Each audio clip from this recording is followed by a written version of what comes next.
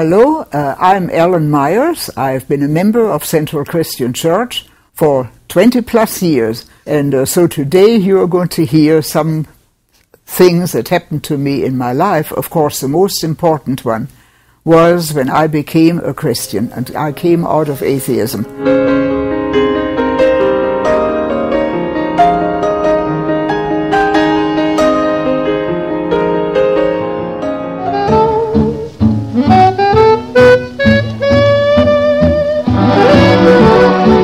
As I sometimes jokingly tell people, I was born with a golden spoon in my mouth, very wealthy, come from a wealthy home. My father was a member of the German parliament. My mother was a professor of economics at the University of Berlin. And then Hitler came to power when I was 8 years old, and life changed completely because my mother was Jewish born. Now, she was nominally Christian. That's something I will get into a little later. My father was a genuine, born-again, joyful, wonderful Christian believer. And so then we lived under the Nazis. And it was difficult because both my parents lost their jobs. And when we think of the story of Joseph, he too went from a good, wonderful beginning of his life down into trouble. And that was true for our family as well, because can you imagine for 12 years not to have any work? World War II came along, and in 1942 I graduated from high school, and now I could not go to college because, again, I was half Jewish and they were forbidden to go to college.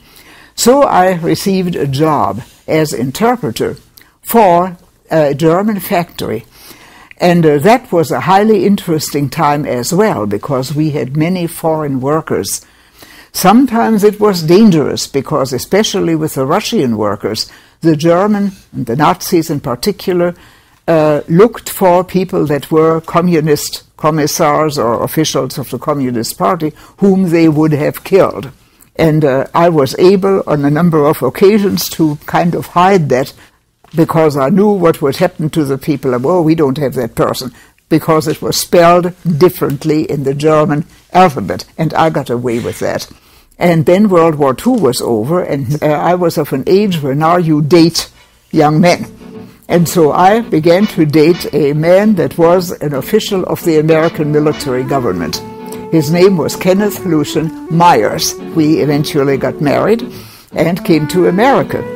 I wanted to have a large family. I loved children. I wanted to have many children.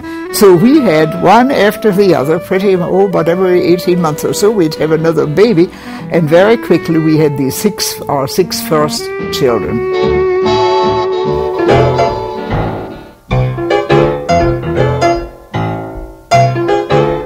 By now it was 1958, 1959, and I had become an atheist. And I was in churches. My husband was in one of the mainline churches. And in a way, I was a hypocrite, because it looked like I was a church member. Had you asked me, yes, I'm a member of such and such a church. But I did not believe in God, did not believe he exists. And the favorite philosopher that I read at that time was a French philosopher by the name of Jean-Paul Sartre. And his philosophy was existentialism. He said, well, there is no God. The whole world and life is absurd. That was one of his great statements. And I looked at that and I thought, what is the use of living? And, of course, if you're a free person, there's no God, well, why, you can just decide when you want to die. And I got to the point, I said, well, I will kill myself, I will kill my husband and my children by opening all the gas jets, we have gas heating, and make sure there's no fire burning, so there'll be carbon monoxide poisoning and we'll all die. And my husband was better than I in that he at least still had preserved at least his belief in God. And so he said, you must have you thought of God? He realized I was depressed. And I also remembered my dear father. I told you earlier, my father was a real Christian. He was a real Christian. And he had reasons not to be joyful. Under the Nazis for 12 years with no work. My mother being Jewish. And yet he was always joyful, and he just had the joy of the Lord in him. The other witness I had as a child and growing up was a little lady who had crippling arthritis, and her hands were like little claws.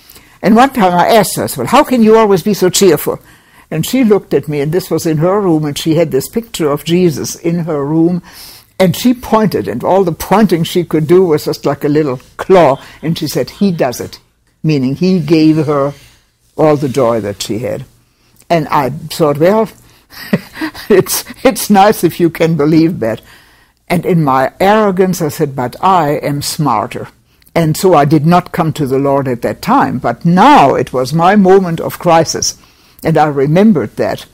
And so here's what I did. And I said, okay, I